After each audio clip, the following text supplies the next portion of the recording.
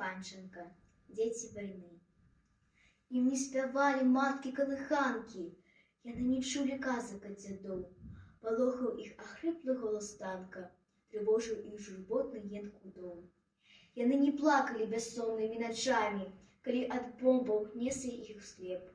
І словы першыя, якім іх навучылі, былі пра немцаў, пра вайну і хлеб. Заціхнуць бітвы, вораг будзе знішчан, і дзеці прычакаюць таго дня, калі з-пад воблакаў падзе на папялішчы, як цёплы дождж, густая цішыня. Нясмела з хат яны ў полі выйдуць, каб першы раз спакойна ў жыцці палюбавацца родным краявідам, паслухаць звон рачулкі ўтрысці, піпах лугоў красой гаёў любуйся, і ўсё ж іх сэрцы задрыжаць не раз, і мчацца самалётам першы бусел, пажарам стасца першая зара. Лагодны гром за дальнюю дубровай напомніць ім пра жах бамбардзіровак, і часта-часта у чыстыя іх сны урывацца будуць галасы вайны.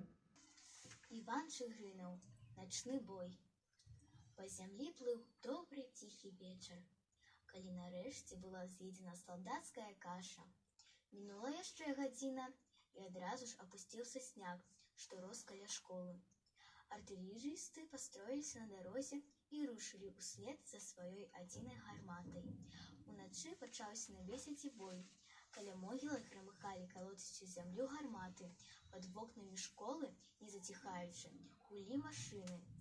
На рацэ Бесяці, гэтай невялікай воднай перашкодзе, немцы пратрымаліся ажно 3 дні.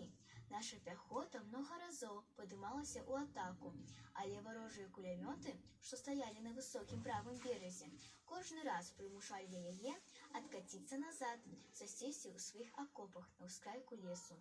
Нарэшце камандаванне пад прыкрыццём гармат пераправіла цераз Бесяц танкавую брыгаду. Танкі, рухаючыся ўздоўж ракі з усходу на захад, узламалі моцную нямецкую абарону.